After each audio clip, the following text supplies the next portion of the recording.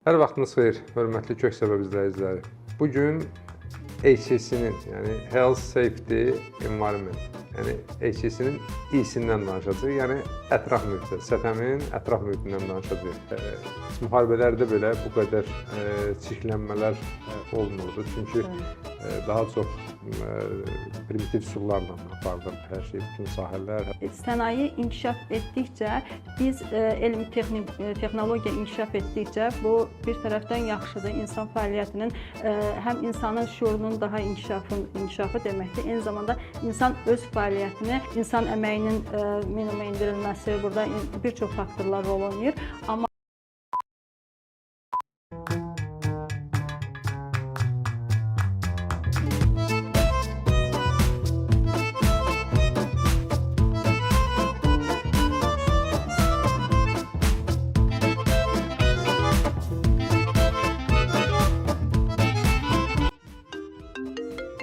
I can't talk now, Chief. I'm making a TV show.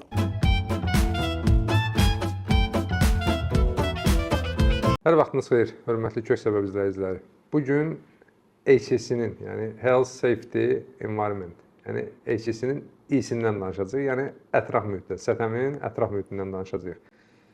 Həmsöhbətim Aynur Sadıqovadır. Aynur xanım, öz haqqında məlumat verin, təqdim edin zəhmət olmasa iştirakçılara. Salam Anar müəllim, çox təşəkkür edirəm dəvət üçün. Aynur Sadıqova, mən ixtisasca kimyaçı ekoloq, eyni zamanda ətraf mühitin mühafizəsi üzrə də magistr təhsilim var və uzun müddətdir, artıq 16 ilə yaxındır ki, kimya sənayesində müxtəlif istiqamətlərdə fəaliyyət göstərirəm, eyni zamanda ekologiya istiqamətində və bugünkü mövzu mənə çox yaxın, eyni zamanda maraqlı olduğu üçün sizin bu layihəyə qoşulmaq istədim və təşəkkür edirəm dəvət üçün. Çox sağ olun Aynur xanım. Belə verilişin proqramın adından da biz HSE-nin, yəni STM-in E-sindən, yəni ətraf mühitindən barəsində danışmaq istəyirik. Çünki elə bu yaxındakı bir neçə qrup təlimlərimizdə də bu suallar çox çıxıb ki, yəni STM mütəxəssisi, yəni bu ətraf mühitin bizlə nə əlaqəsi var və yaxud da olmaz bundan başqa adam məşğul olsun. Ümumiyyətlə bu niyə görə vacibdir? Bəzən belə düzdür, sadə görsənən ilk baxışda, amma əslində çoxlarının bilmədiyi bir sahədən danışırıq. Ətraf mühit deyəndə bizim gözümüzün qabağına adətən yaşıl ağaclar və yaxud da çirklənmə deyəndə də zibil qabları gəlir. Amma əslində ətraf mühitlə bağlı məsələlər bundan çox-çox genişdir. Buyurun, sizi dinləmək istəyirik. Deməli, siz qeyd etdiyiniz kimi çox doğru deyirsiniz ki, ətraf mühit haqqında danışanda çox sadə, çox primitiv görünsə də məsələ sözdə, amma həqiqətən çox geniş bir məfhumu əhatə edir. Ətraf mühitin mühafizəsi, eyni zamanda və bunun STM-i açsaq, belə deyək, şifrəni açsaq, sağlamlıq, ətraf mühit, əməyin təhlükəsizliyi və ətraf mühitin mühafizəsi. Və bu elə birbaşa həm sağlamlığa, həm də əməyin təhlükəsizliyinə sirayət edən bir istiqamətdir ətraf mühitin mühafizəsi. Çünki biz bilirik ki, tarixən hələ insan yaranan dövrdən bu günə qədər insan hər zaman öz fəaliyyətində təbiətə yönəlir. Çünki bu belə də olmalıdır, çünki insan biososial varlıqdır. Öz deməli yaşayışını yaxşılaşdırmaq üçün, təmin etmək üçün həm qida mənbəyi kimi, həm fəaliyyətin növü kimi təbiətə yönəlir və təbiətə yönələndə bu dəfə burada bir təzad yaranır. Necə? Biz deyirik ki, insan şüurlu varlıqdır və fəaliyyətini şüurlu şəkildə həyata keçirir. Amma biz tarixən bugün niyə deyirik ki, ətraf mühitin mühafizəsində ekoloji problemlərin yaranmasında antropogen təsirlər böyük problemdir. Çünki insan bir tərəfdən öz fəaliyyətini tənzimləmək üçün, özünə belə deyək, yaxşı bir rahatlıq təmin etmək üçün təbiətdən istifadə edir, amma digər tərəfdən ona bir növ ziyan vermiş olur. Və bu fəaliyyət davamlı şəkildə getdiyi üçün bu proseslər təbii ki, artıq uzun illərdir ki, bu artıq ciddi qlobal ekoloji problemlərə qədər gətirib çıxardası olub. Əslində bu bizim hamımızın bildiyi ki, sənaye inqilablarından sonra daha çox ətraf mühit məsələsi. Çünki əvvəlki dövrlərdə sənaye inqilabından qabaq heç müharibələrdə belə bu qədər çirklənmələr olmurdu. Çünki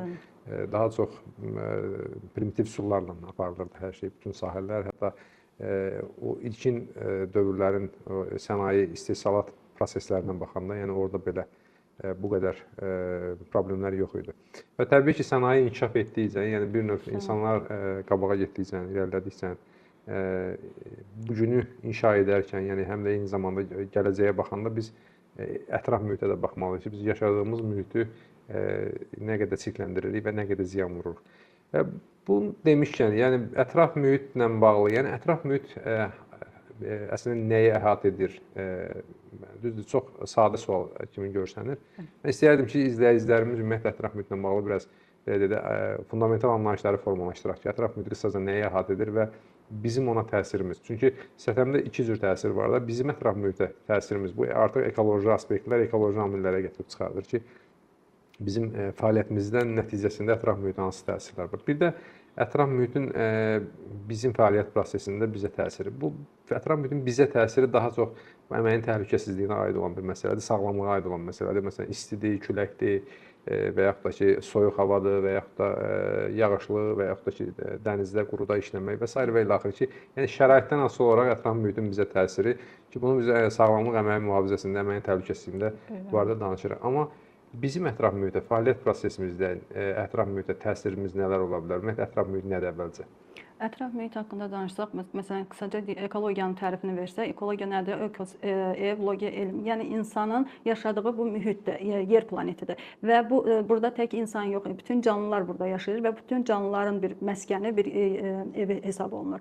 Və bunun fonunda biz eyni zamanda əgər biososial varlıq olaraq insan fəaliyyət göstərirsə, onun ətrafa təsiri nəticəsində ətraf mühitdə nədən belə deyək ki, havadan istifadə, tənəffüs prosesi nəticəsində havadan istifadə edir. Sonra torpaq fəaliyyəti nəticəsində torpaqdan, sudan və s. bütün bunları onu əhatə edən canlı və cansız aləmin birgə vəhdəti kimi başa düşmək olar ətraf mühiti və eyni zamanda sualınızın digər bir qismində desək ki, insanın ətraf mühitə təsiri. İnsanın ətraf mühitə təsiri ümumiyyətlə sənaye deyirik ki, iqtisadiyyatın bir lokomotividir, yəni aparıcı hissəsidir. Hissəsi yox, elə aparıcı bir qüvvəsidir və sənaye inkişaf etdikcə, biz elmi texnologiya inkişaf etdikcə, bu bir tərəfdən yaxşıdır. İnsan fəaliyyətinin, həm insanın şuurunun daha inkişafı deməkdir. Eyni zamanda insan öz fəaliyyətini, insan əməyinin minimuma endirilməsi, burada bir çox faktorlar rol oynayır. Amma paralelində ətraf mühitə, məsələn, biz müşahidə edirik nəyi? Bugünkü dövrdə sanki bir yerdəyişmə müşahidə edirik. Canlı təbiətin, vəhşi təbiətin artıq belə deyək, canlılara, insan məkanına, arealına müdaxiləsi, yəni artıq bu nə deməkdir? Yəni bu deməkdir ki, insan artıq fəaliyyəti nəticəsində o qədər belə deyək, o vəhşi təbiətə müdaxilə edib ki, bu artıq qarşılığı olar. Çünki cavab reaksiyası olar. Sanki bəli, cavab reaksiyası olaraq o artıq vəhşi təbiət də öz yerini dəyişir. Təbii ki, burada onların qida rasionunda olan qıtlıqdan söhbət gedir, burada onların yaşayış yerində olan müəyyən məhdudiyyətlərdən söhbət gedir ki, deməli bu proseslər baş verir və bunlar da təbii ki, arzu olunan deyil və təhlükədir insan fəaliyyət, ümumiyyətlə yaşayışı üçün. Məncə belə bunu demək kifayət edir ki, əslində yaşadığımız mühit, yəni ətraf mühitdən danışanda mühitdə bir harmoniya var. Yəni bizim bugün etdiklərimiz hardasa dolayısıyla yolunu dönüb bir növ özümüzə qayıdır və bunun fonunda da çox bəzən adam düşünür, məsələn, xüsusən də bu sənayeləşmədə, ümumiyyətlə iqtisadiyyatın inkişafı proseslərində ki, bu məsələlər çox asanlıqla yaddan çıxa bilir. Yəni biz öz işlərimizə o qədər həvəsimizə o qədər qapılırıq ki, məsələn, zavodların tikilməsi, yeni icadlar, yeni texnologiyalar. Məsələn, bugünün hətta karbon emissiyasının azalması üçün nəzərdə tutulan, məsələn, deyək ki, külək turbinləridir, misal üçün, günəş panelləridir və yaxud da ki, elektrokarlar, yəni elektrik avtomobilləridir ki, bütün bunları özü bir tərəfdən əslində ekoloji tərəfdən ətraf mühitin çirkləndirilməsinə azalmağa xidmət edəsə də, əslində onların özünün də istifadə olunan materialları, orada istifadə olunan akkumulyatorları və digər məsələlər əslində özü-özlüyündə yeni aspektlər yaradır, yeni təsirlər yaradır ki, ətraf mühitdə. Məsələn, akkumulyatorların hazırlanması üçün lazım olan xam mallar, materiallar var. Sonra külək turbinlərində istifadə olunan kompozit karbon materiallar ki, bunlar hamısı öz-özlüyündə yəni kifayət qədər yeni təsirlər yaradır. Eyni zamanda çox doğru bir yaxşı bir məqamı qeyd elədiniz Anar müəllim. Eyni zamanda məsələn sonrakı mərhələ həm proses mərhələsi istifadə istehlak prosesində, eyni zamanda onların utilizasiyası prosesi, əgər sonrakı mərhələlərdə nəzərə alsaq, utilizasiya prosesi də özü ayrıca bir belə deyək, əlavə bir ekoloji problemə gətirib çıxarda bilər. Məsələn, bundan başqa elementar bir misal deyə bilərik ki, məsələn müəyyən materialdan hazırlanmış plastik polietilen tərkibli müəyyən qablardan istifadə edirdik. Amma bu sonradan məlum oldu ki, artıq bugün dünya üzrə okeanda da ümumiyyətlə su hövzəsinin çirklənməsinə gətirib çıxardan səbəblərdən biri də budur ki, onlar gedib deməli çürümür, çürümə müddəti çox uzun müddətlidir və suda yaşayan canlıların inkişafına birbaşa belə deyək də zərbə vurur. Ölümcül zərbə vurur. Bəli, razıyam. Mən burada bir məsələ belə deyək, biz əslində bunu iki yerə də bölə bilərik ki, əslində cəmiyyətin yaşam prosesində ətraf mühitə vurduğu təsirlər var. Belə deyək, hamımızın hesablasaq karbon ayaq izlərimiz var. Əslində bir də sənaye, korporativ yəni ölçüdə götürsək, məsələn şirkətlər öz fəaliyyətləri zamanı, yəni istehsal prosesində, xidmət prosesində, yəni günlük hərəkətlərimizin belə karbon ayaq izləri var. Yəni təsiri var ətraf mühitə. Bunları necə bölürlər, necə hesablayırsınız Aynur xanım? Bunun ümumiyyətlə bağlı mənə elə gəlir ki, izləyicilər sizin də maraqlılar. Ümumiyyətlə ətraf mühitlə bağlı aspektlərlə bağlı nə kimi səthə mütəxəssisləri, nə kimi ipucları verə bilərik məsələn bu problemin həlli istiqamətində? Müasir dövrün ən çox problemlərindən biri də dediyimiz kimi karbon emissiyasının artmasıdır və burada istixana effektinin artması daha çox və burada karbon qazı, azot oksidləri, eyni zamanda kükürt oksidləri, sonra flor tərkibli qazlar, bunlar hamısı istixana effektinin deməli gətirib çıxardır və burada əsas problem hesablamalardan danışsaq, ümumiyyətlə biz bilirik ki, karbohidrogen mənşəli bir deməli təbii sərvətlərə malik olan bir ölkə olaraq bizdə deməli bu proseslər hansı ki karbon emissiyasının deməli nəzarətdə saxlanılması çox önəmli bir məsələdir. Qarşıda duran əsas məqsədlərdən biridir və burada karbonun miqdarının azaldılması bu artması nəyə gətirib çıxardır? Bildiyimiz kimi azon təbəqəsinin bu dəqiqə ən çox bizdə iqlim dəyişikliklərindən danışırıqsa, azon təbəqəsinin artıq nazil və deşilməsi prosesi qlobal ekoloji problem olaraq bütün dünya qarşısında duran əsas problemdir. Bundan başqa iqlim dəyişiklikləri, çünki bəzən adi sözlə də deyirik ki, məsələn, sanki fəsillər bir-birinin yerini dəyişib. Yəni bu nə deməkdir? Artıq qlobal şəkildə yağıntıların miqdarı az olur və yaxud illik normadan və yaxud da çox olur və yaxud da ki, gətirib bunlar yəni məsələn kənd təsərrüfatında da yəni fəaliyyəti zamanında bu özünü göstərir. Sonra bir çox məsələlərdə. Karbon ayaq izinin hesablanması bu siz qeyd etdiyiniz kimi həm müəssisələr üçün, həm fərdi insan özü də hətta özümüz belə bunu hesablaya bilərik. Bu nə deməkdir? Niyə hesablanır? Çünki hər bir insanın atmosferə fəaliyyəti nəticəsində tək insanın, fərdin yox, müəssisələrin də fəaliyyəti nəticəsində, proses nəticəsində atmosferə atdığı bir karbon qazı var. Və bu bildiyimiz kimi hər bir üzvü maddənin tam yanma prosesi nəticəsində ayrılan qazdır ki, karbon qazı və sudur. Və bu proses biz paralelində deyirik ki, üzvü maddələr yanır, son nəticədə karbon qazı tam yanma zamanı karbon qazı və su ayrılır və paralelində digər bir belə deyək də maddələr burada metan da rol oynayır karbon emissiyasında. Burada dedik ki, azot oksidləri də rol oynayır və bunlar təsəvvür edin ki, bu konsentrasiya gəlib atmosferdə hansı səviyyəyə gəlib çatır və bunların hesablanması bizə nə verir, nə də qazanırıq. Biz minimuma indirə bilərik fəaliyyət nəticəsində hansı müasir ekoloji texnologiyaların tətbiqi nəticəsində biz hansı texnika və texnologiyaları tətbiq edərik. Yəni sənayeleşmənin hansı hissəsində biz daha çox buna diqqət yetirməliyik. Bunları bizə aşılayır və karbon ayaq izinin hesablanması əsasən karbon emissiyasının üstündə dayanır. Çünki burada bir əsr, 100 il ərzində onun ekvivalent miqdarı əsasən karbon ekvivalent miqdarından hesablanır və burada çox fərqlidir. Burada hər bir qazın, hər bir maddənin yanından sonra orada müəyyən kiloqramla miqdarı ayrılır, karbon qazının ayrılır və o kiloqramla hesablanır və sonda o deməli hasili nəticəsində həmin karbon emissiyasına vurulmaqla, yəni onun hasili ilə biz hesablayırıq ki, karbon ayaq izi nə qədərdir. və bu müəssisələr üçün, fərdi insanlar üçün, eyni zamanda dediyimiz kimi sənayenin bütün sahələrini əhatə edən bütün sənaye sahələri üçün, yəni bu hesabat özünü doğrulda bilər. Bəli.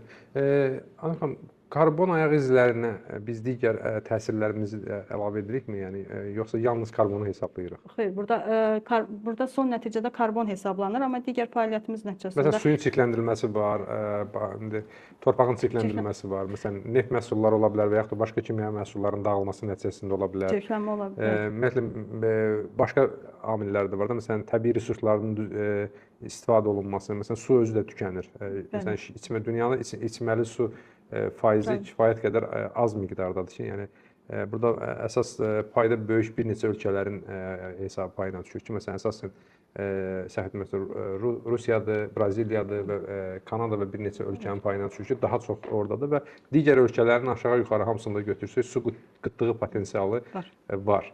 Və yəni əslində tək karbon deyil də, yəni bizim bütün fəaliyyətdə biz etdiyimiz, atdığımız addımlar, məsələn, birinci təbii resurslardan düzgün istifadə etməməyimiz ziyan vurur hardasa yəqin ki, daha sonra isə onların hesabatının aparılmaması, yəni deyək ki, elektrik enerjisi yaranır və biz lazımsız yerə onu israf edirik, artıq istifadə edirik. Yəni bu da əlavə təbii resursun və yaxud da əlavə karbon ayaq izinin artmasına, ətraf mühitə təsirə gətirib çıxara bilir. Bəli, məsələn, su haqqında danışsaq, bu dəqiqə deyirik ki, çirklənmiş su əraziləri o qədər çoxdur ki, biz onları hətta təmizlənmə prosesi, məsələn, bu dəqiqə ən çox ekoloji təmiz proses olaraq nanotexnologiya istifadə olunur. Nanotexnologiya nəticəsində xüsusi deməli hissəciklərlə suların təmizlənmə prosesi bu dəqiqə ən çox optimal variant kimi götürülür və sonra ətraf mühitin mühafizəsində torpağın çirklənməsi bu xüsusi, məsələn, dəniz suyunun çirklənməsi, bildiyimiz kimi Xəzərin bu dəqiqə tək Xəzərin ümumiyyətlə, yəni bizim region üzrə də Xəzərin çirklənməsi qarşıda duran ən əsas problemlərdən biridir. Amma bir məsələni qeyd etmək lazımdır ki, məsələn bu dəqiqə sənaye müəssisələrində məsələn ən çox onların siyasətində bu çox yaxşı haldır ki, onlar məsələn bəzən ən strateji məqamlarda belə, ən strateji layihələri belə əgər ekoloji problem, tarazlıq pozularsa mütləq şəkildə orada qeyd edirlər ki, onlar yəni dayandırırlar o prosesi. Yəni bu deməkdir ki, ətraf mühitin mühafizəsi, o proseslər ön plana çəkilir. Nəinki bunların belə deyək də iqtisadi və ya iqtisadi xeyri ümumi şəkildə ifadə eləsək. Yəni təkcə karbon ayaq izini hesablamırıq əslində və ümumiyyətlə fəaliyyət proseslərimizi mən həmişə bu barədə danışanda deyək ki, bu standartların tətbiqinin həmişə tərəfdarıyam bu məsələlərdə ki, çünki standartlar proaktiv şəkildə, yəni önləyici şəkildə fəaliyyət prosesindən yarana biləcək məsələləri, yəni həm istər sağlamlıq, əmək mühafizəsi təhlükəsizlik olsun, istərsə ətraf mühitlə bağlı olsun məsələləri daha öncədən görüb planlaşdırmağa yönəlmiş bir çərçivələrdir. Əslində o baxımdan standartların tətbiqi daha səmərəli faydalı. Çünki işi görməyə başlayanda bəzən çox gec ola bilir. Yəni artıq bir təşkilat fəaliyyətdədir və bir də ayılır ki, bizim ətraf mühitə təsirlərimiz var, cərimələr kəsilir və yaxud da başqa hallarla üzləşilir ki. Amma məncə yaxşı olar ki, təşkilatlar birinci öz kontekstlərin, yəni fəaliyyətlərin müəyyənləşdirsinlər, əhatə sahələrin və onlar ümumi bir qiymətləndirmə, ilkin bir qiymətləndirmə olmalıdır ki, yəni bizim fəaliyyətimiz nəticəsində biz ekoloji ətraf mühitə nə qədər təsirə meyilli bir müəssisə olacağıq və əslində bunun nəzarət olunması üçün də müxtəlif sənədlər, məsələn, hüquqi normativ sənədlər var, standartlar var, yerli və yaxud da beynəlxalqsa, hətta konvensiyalar var ki, müxtəlif BMT-nin və sair beynəlxalq təşkilatların konvensiyaları var ki, hansı ki, bizim ölkəmiz onlara tərəfdaşdır, onların üzvüdür. Bütün bunların nəticəsində belə deyək, həm ölkə olaraq, həm cəmiyyət olaraq, həm əslində təşkilat, müəssisələr olaraq bizim müəyyən öhdəliklərimiz var. Və təbii ki, bu öhdəlikləri kənara qoysaq, əslində bir insan kimi öz gələcəyimiz üçün, bizim öz evladlarımız üçün bizim müəyyən öhdəliklərə ehtiyacımız var təbii ki. Çünki biz bu günü yaşayarkən dayanıqlı inkişaf odur ki, gələcəyi qoruyaraq yaşamaq, gələcəyi qoruyaraq yaşamaq lazımdır. Son nə əlavə eləmək istəyirdiniz Aynur xanım? Ətraf mühitlə bağlı məsələlərdə. Ətraf mühitlə bağlı eyni zamanda məsələn təbii sərvətlərdən istifadə, səmərəli istifadə çox yaxşı bir məqamı qeyd elədiniz.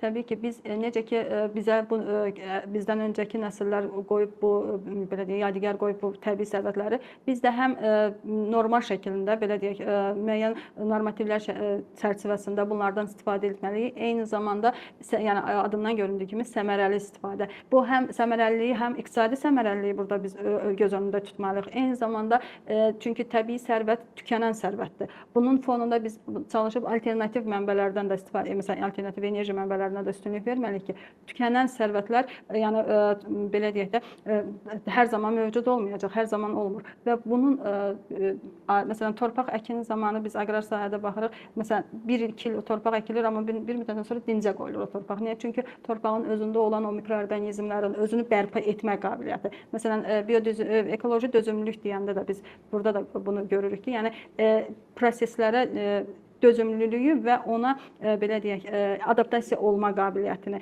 ölçür ekoloji dözümlülük. Amma biz antropogen fəaliyyət nəticəsində o proseslərin hamısı sanki dağılır. Yəni o dağıdıcı bir fəaliyyət olmamalıdır. Yəni biz öz fəaliyyətimizdə həmişə insan olaraq o məqsədləri həmişə ön plana çatdırmalıyıq.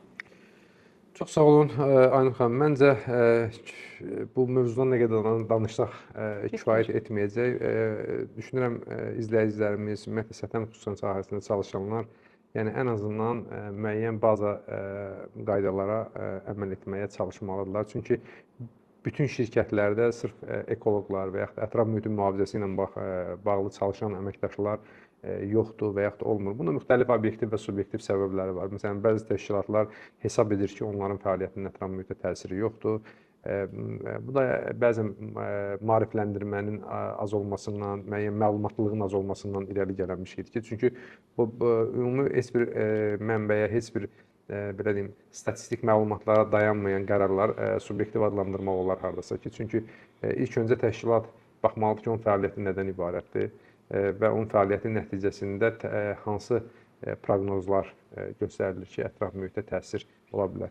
Yəni, kiçik, böyük fərqi yoxdur. Yəni, bizim ofisdə istifadə etdiyimiz kağızdan, sudan və yaxud da elektrikdən tutdu, ətraf mühitə atdığımız tullantılara qədər və bu tullantılar hələ təhlükəli kimyəvi tullantılar olarsa, bu məsələnin şəkli tam ciddiləşir və dəyişir.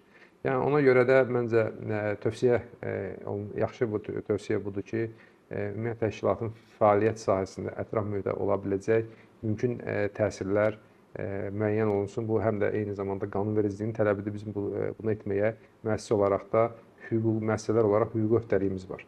Yəni, hər bir müəssisənin qanunvericiliyə yerinə yetirmək üçün hüquqi öhdəlikləri var və ona görə fəaliyyət sahələrimizi müəyyən etmək və bizə təsir göstərən amilləri, daha doğrusu ətraf mühitin, fəaliyyətimiz nəticəsində ətraf mühitə təsir edəcək amilləri müəyyən edib, onları ən azından azaltmağa çalışaq və planetimizi qoruyaq. Başqa planet yoxdur. Bəli, bizim köçəcəyimiz başqa yer yoxdur. Yəni, buranı pisləyib başqa yerə köçə bilmərik, həqiqətən də. Yəni, bura yaşayış yerimiz. Bəli. Çox sağ olun Aynur xanım, bir daha növbəti kök səbəbdə görüşərik. Sağ olun. Təşəkkür edirəm. Çox sağ olun.